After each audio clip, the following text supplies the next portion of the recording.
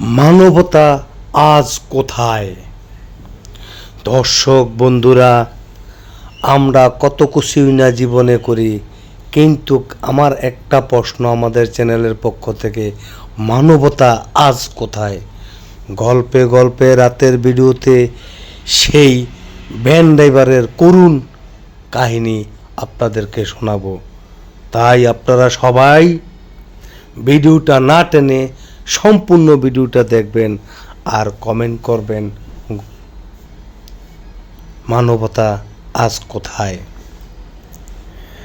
যারা আমাদের এই চ্যানেলটা এখনও সাবস্ক্রাইব করেন নাই, এক্ষুনি সাবস্ক্রাইব করুন আর আমাদের যত ভিডিও আছে সবগুলা দেখতে থাকুন।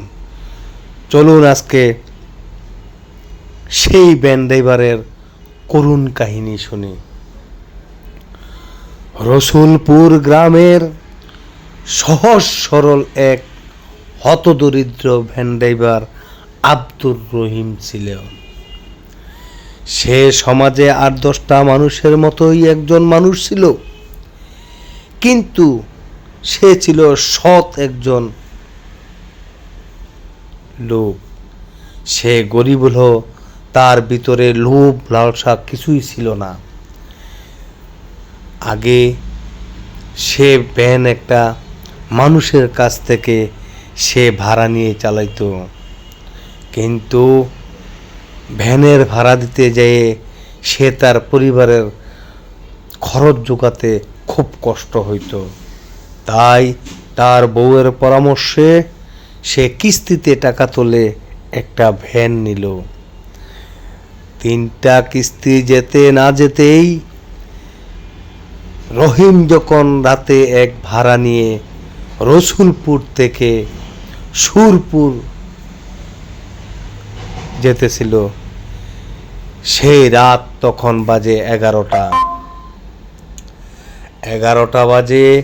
রহিম এক ভাড়া নিয়ে যখন যাচ্ছে, তখন রাত খুব থমথম হয়ে গেল।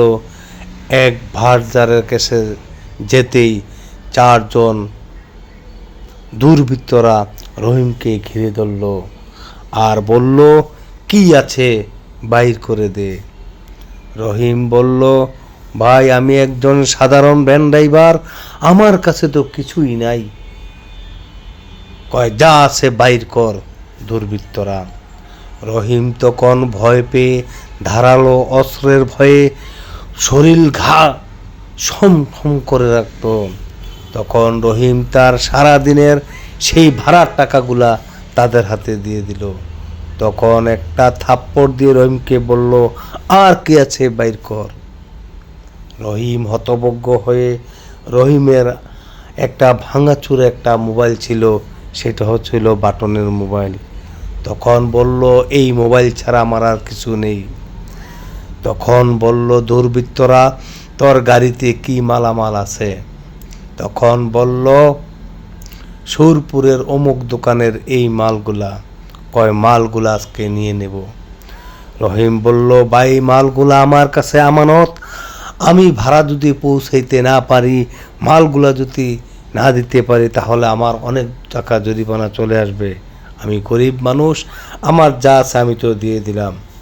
দুর্বৃত্তরা মানতে নারাজ। তখন তারা মাল নিয়ে যেতে চেয়েছিল, তখন রহিম সে বাধা দিল। বাধা দেওয়ার পর তাকে বেদরম পিটানো শুরু করলো দুর্বৃত্তরা। রহিমের গা থেকে রক্ত ফিনকি মেরে পড়ে গেল। রহিম চিৎকার করতেছে, বাঁচাও বাঁচাও বাঁচাও। কোনো মানুষের সারা শব্দ নাই। তখন রহিম এক পর্যায়ে পড়ে গেল আর মালগুলা দুর্বৃত্তরা নিয়ে গেল। পথে যাওয়া মাত্র একজন এসে রহিমকে হাসপাতালে নিল। হাসপাতালের ডাক্তাররা রহিমকে ভর্তি করে না, বলে আগে থানায় জিডি করো। তো দর্শক বন্ধুরা, মানবতা আজ কোথায় আপনারা কমেন্টে বলুন।